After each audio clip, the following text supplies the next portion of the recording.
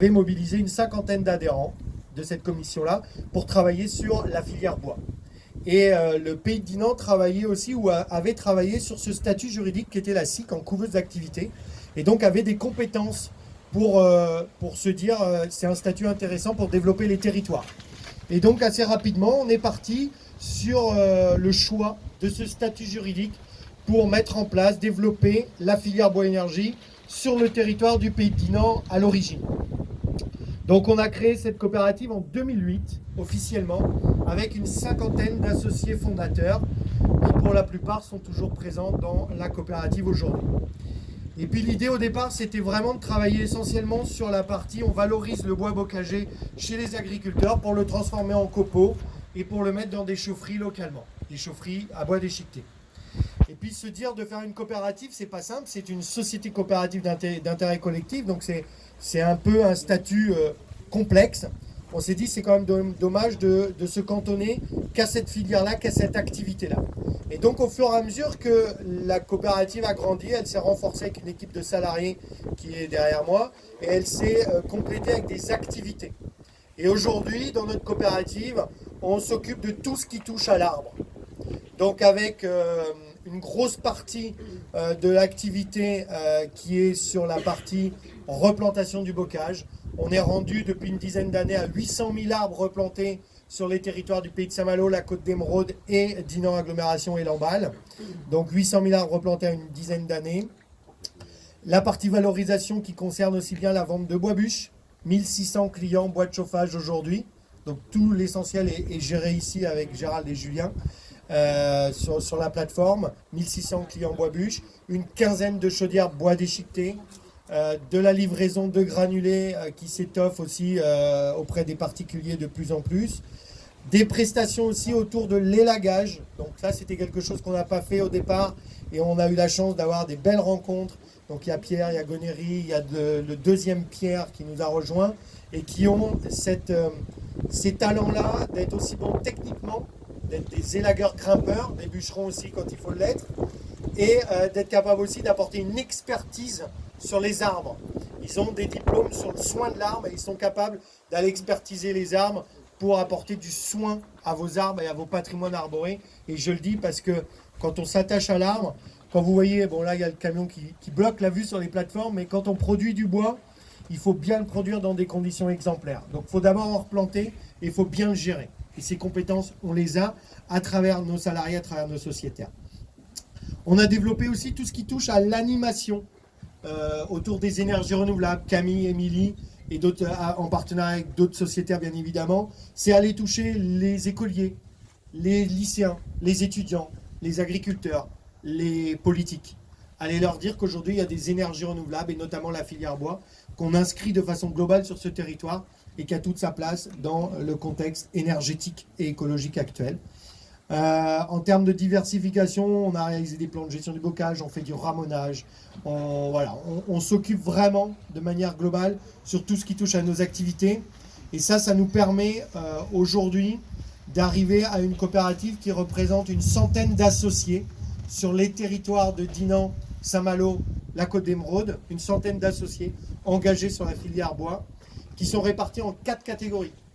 Les salariés, on est 12, les agriculteurs, les partenaires solidaires dans lesquels on retrouve les collectivités et les particuliers, et les professionnels, c'est-à-dire les entreprises qui nous accompagnent aussi aujourd'hui dans toutes nos activités quotidiennes. Sans sociétaire, et on a commencé notamment il y a une dizaine d'années sur la partie bois-bûche, on louait un terrain, Jean-François est là, on louait un terrain à Saint-Hélin avec une petite fendeuse pour produire quelques centaines de stères au départ. Et puis progressivement on s'est dit là aussi il faut qu'on s'installe quelque part. Donc on a acheté 1,5 hectare ici à Trémeroc et on a constitué une première plateforme. Nos bureaux on était hébergés avec un bâtiment de la commune de Plélin dans le cœur de Bourg. Et puis on s'est dit on a un beau site aujourd'hui, on va y créer un bâtiment qui nous ressemble, exemplaire d'un point de vue écologique. Et là c'est Émilie qui va vous en parler. Mais on arrive après 12-13 années de création, de travail, à l'aboutissement et à la création de ce lieu qui est à vous. Parce que je le répète, c'est une coopérative qui n'appartient pas à Jérémy Dauphin, Émilie Dution, Gérald ou Emmanuel Roland. C'est une coopérative de territoire qui appartient à l'ensemble de ses sociétaires. Et c'est ça l'économie sociale et solidaire. C'est ça qu'on défend à travers nos missions aussi. C'est dire qu'il existe une économie sur nos territoires, engagée, mais aussi engagée économiquement en disant qu'elle appartient à ceux qui veulent s'y engager tous les jours à travers des activités sur le développement durable et sur la filière bois-énergie. Donc ce bâtiment, Émilie va vous en parler, il nous ressemble, c'est l'aboutissement de tout ce travail-là depuis une douzaine d'années. Et on est très très fiers de vous le présenter aujourd'hui et de l'inaugurer. Je vais passer la parole à Émilie pour qu'elle vous en dise un petit peu plus. Et après, on aura des remerciements appuyés à l'encontre des acteurs qui nous ont aidés.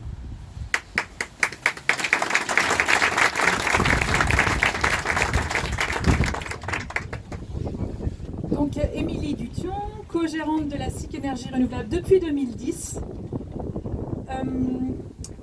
Là encore, avant-hier, il y a quelqu'un qui passe et qui dit « Mais c'est quoi cette grande maison ?»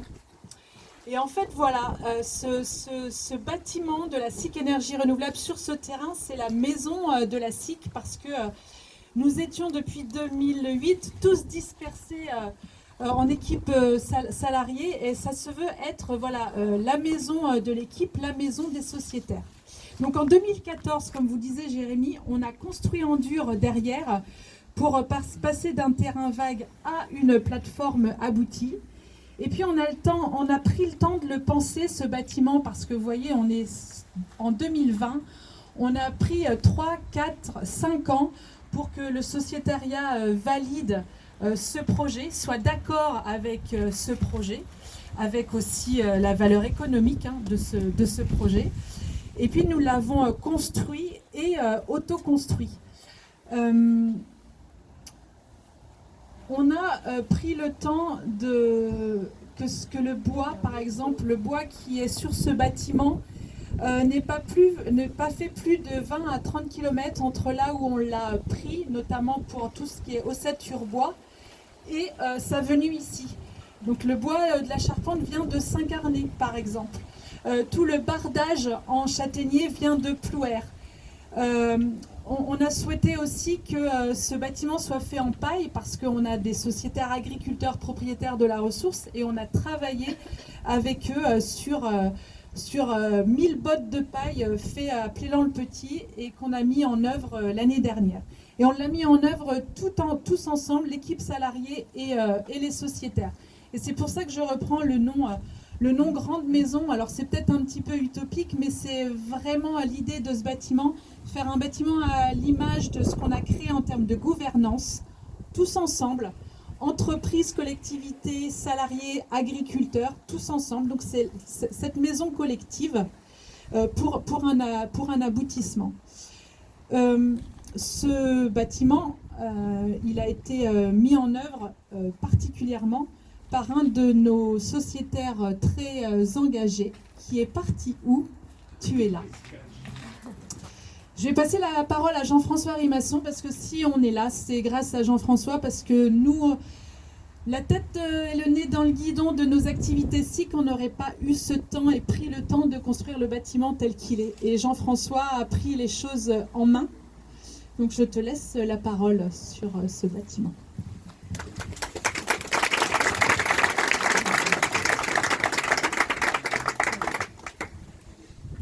Oui, bonjour à tous. Oui, j'avais pris les choses en main, tout simplement parce que je connais le bâtiment et que ce projet me plaisait. Et j'ai fait un peu comme si c'était pour mes enfants, donc ça aide beaucoup, c'est plus facile. Et entouré, j'ai eu la chance, j'ai dû naître sur une bonne étoile, entouré d'artisans, vraiment des professionnels qui se sont impliqués à 100% dans ce bâtiment, ce qui fait qu'après c'est très facile d'en arriver là. Hein. Je suis satisfait du résultat, notamment au niveau du chauffage, au niveau de l'isolation, etc. etc. Joseph Chenbeau, qui est là, a bien participé à l'étude aussi, parce que ça s'est modifié au fur et à mesure parfois. Et au niveau de l'électricité, c'est pareil, on a fait des recherches assez poussées pour arriver à un résultat, que ce soit au niveau éclairage, chauffage, climatisation, qui permettent vraiment de vivre dans un confort idéal. Voilà. Donc je n'ai pas grand-chose à rajouter. C'est pas grand-chose à rajouter, mon cher Jérémy. Hein, je te laisse la parole.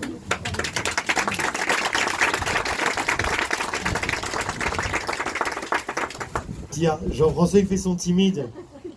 Il est ému aussi, je pense, mais effectivement, Émilie l'a dit, mais s'il y a une première personne à remercier, c'est Jean-François. Parce que, mais en toute clarté, s'il n'avait pas été là, on n'en serait pas là. Au niveau de ce bâtiment-là, il a pris les choses en main parce qu'il y avait des compétences et il y avait une envie, mais il l'a suivi du début à la fin.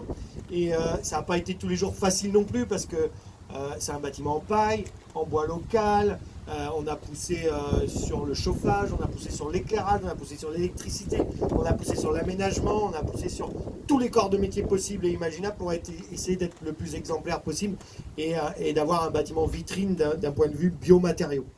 Et ça, Jean-François, bah, comme nous, t'essuyais les plates parce que tu ne connaissais pas non plus toutes ces techniques-là.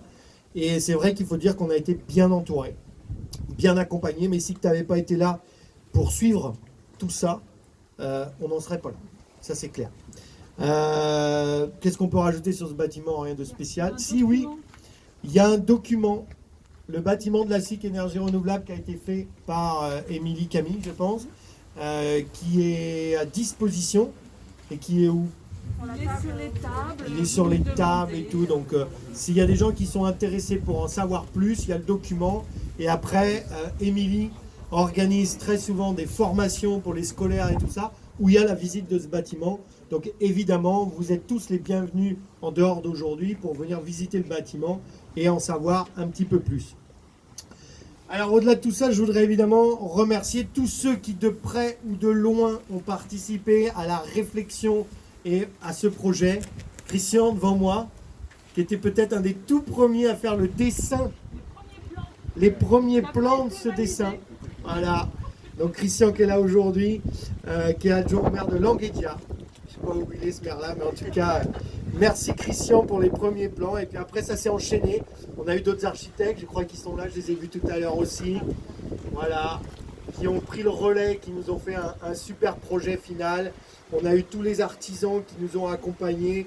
On a eu les salariés qui ont mis la main à la pâte, à la botte de paille, quand il s'agissait de faire l'isolation. Et c'était pas simple du tout non plus. On a eu les financeurs, et là, il se doit aussi de dire un petit mot sur les financeurs. On a eu la chance d'intégrer ce projet, donc le budget global de ce projet c'est 300 000 €, et on a eu 100 000 € de subvention, 80 000 par l'État. L'État qui ne peut pas être représenté aujourd'hui, parce que vous savez qu'on est en période électorale pour les régionales de l'année prochaine, plus les sénatoriales. Donc le sous-préfet ne pouvait pas être là, il s'en excuse. Mais c'était Madame la sous-préfète, Madame Consigne, à qui on avait porté ce projet-là à un moment donné dans le cadre d'un contrat de ruralité. Et qui a demandé à la communauté de communes Côte d'Émeraude de l'inscrire sur le contrat de ruralité de la communauté de communes. Et c'est vrai que grâce à ce financement-là, on a eu 80 000 € de la part de l'État, qui nous a bien permis de financer ça, et un budget complémentaire, une subvention complémentaire de la communauté de communes Côte d'Émeraude de 20 000 €. Donc l'ensemble, ça nous a permis de financer un tiers du projet, ce qui est quand même très important pour nous, pour aboutir aujourd'hui. Donc merci évidemment aux financeurs et à tous ceux qui nous ont aidés à monter ce projet-là, évidemment, et aux collectivités qui nous ont portés, parce qu'il y a eu aussi des garants, Lanvalet, Tadin. Les 200 000 € restants, il y a eu une garantie bancaire de 2 communes sociétaires que sont Tadin et Léon à l'époque, qui ont garanti le prêt. Donc une société coopérative d'intérêt collectif, c'est ça aussi. Donc c'est important. Ça a donné de l'ampleur. Et donc Sylvie est là pour la communauté de communes Côte d'Émeraude. Si tu veux bien, s'il te plaît. Donc Sylvie Sardin. Je vais prendre ma casquette de nouvelle élue, donc en tant que vice-présidente de la communauté de communes sur la partie transition. Et j'ai grand plaisir à être parmi vous aujourd'hui à la SIC. pour différentes choses. D'abord parce que la SIC, pour moi, c'est l'exemple d'une entreprise vertueuse pour le développement durable et pour le territoire.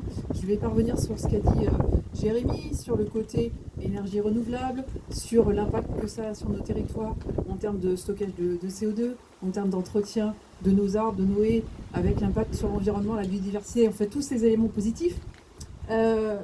Juste sur le côté sensibilisation aussi, puisqu'il y a beaucoup d'interventions qui se font auprès des jeunes, mais pas que, auprès des agriculteurs, mais aussi auprès du monde économique. Donc voilà, tout ça, tous ces aspects-là, voilà, sont le reflet d'une entreprise qui donne à voir que la transition, ça peut être ça. Voilà, donc, et aujourd'hui, ce bâtiment, il est voilà, le résultat de toute cette démarche. Si je prends ma casquette un peu différente d'entrepreneuse, puisque voilà maintenant près de 5 ans qu'avec Émilie notamment on travaille sur le développement durable et puis sur comment on peut inciter les entreprises à aller dans ces démarches. Et voilà, on a beaucoup travaillé avec Émilie notamment, mais aussi avec Jérémy sur ces sujets-là, notamment dans notre groupe, dernier groupe, donc des entrepreneurs qui se mobilisent aussi sur le projet de PNR. Donc voilà, tous ces éléments pour vous dire, voilà, le développement durable, c'est ça. C'est un acteur économique viable, vertueux, qui fonctionne, et qui permet aussi d'avoir toutes ces interactions. Et peut-être des mots qui n'ont pas été prononcés depuis tout à l'heure, mais solidarité, entraide, l'humain, ça fait aussi partie du développement durable. Et je trouve que la SIC, et Émilie et Jérémy, qui en sont les porteurs que je connais les mieux, en sont voilà, des dignes représentants. Donc bravo la SIC. Et voilà, on espère avoir plein d'acteurs économiques comme vous sur notre territoire pour nous montrer que la transition, c'est ça.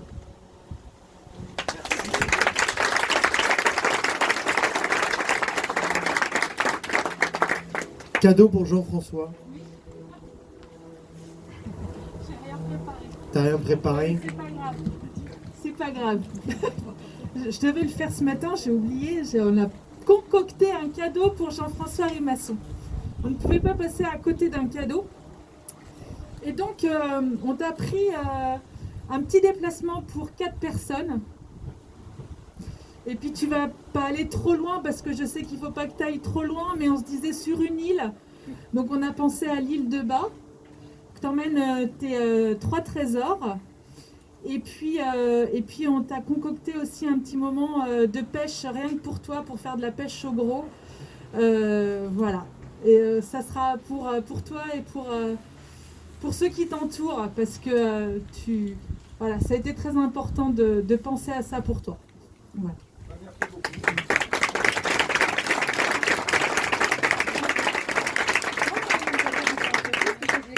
Je pense qu'on n'a pas grand-chose à rajouter. Vous avez tous faim et soif. Vous dire un grand merci, évidemment, d'être là. Parce que notre coopérative, voilà, c'est avant tout une aventure humaine. Sylvie l'a très bien dit. C'est avant tout une aventure humaine au-delà de tout ça. Alors, on est engagé tous les jours pour protéger la biodiversité. Vous l'avez compris. C'est une des actions phares. C'est une des actions phares aussi du futur parc naturel régional Vallée de la Rance Côte d'Émeraude, dans lequel on s'inscrit parfaitement. Mais vous dire merci d'être là, tout simplement, de partager avec nous ces aventures depuis plus d'une dizaine d'années et d'ouvrir la voie aux 10 prochaines, 20 prochaines, 30 prochaines. On est là, on ne va rien lâcher, on va continuer à travailler et à s'inscrire dans nos activités, à continuer à se développer. Donc un grand merci à tous. Je vous souhaite un bon appétit.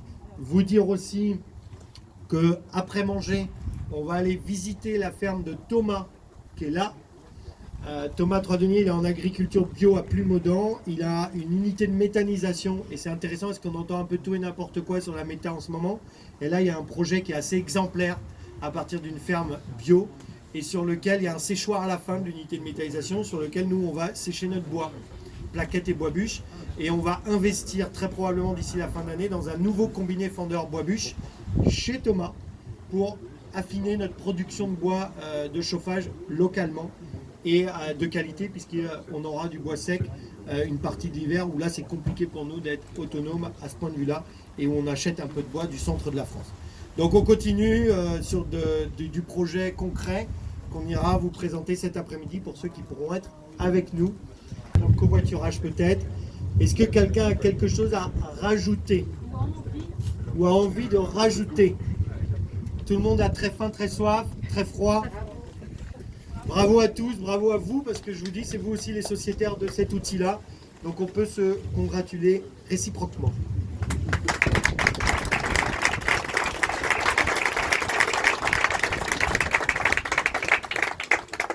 Je vais être très pragmatique, logistique en fait, mais quand même. Donc vous avez derrière vous, là, on a des verres, des éco-cups, et on a mis des étiquettes dessus avec un stylo.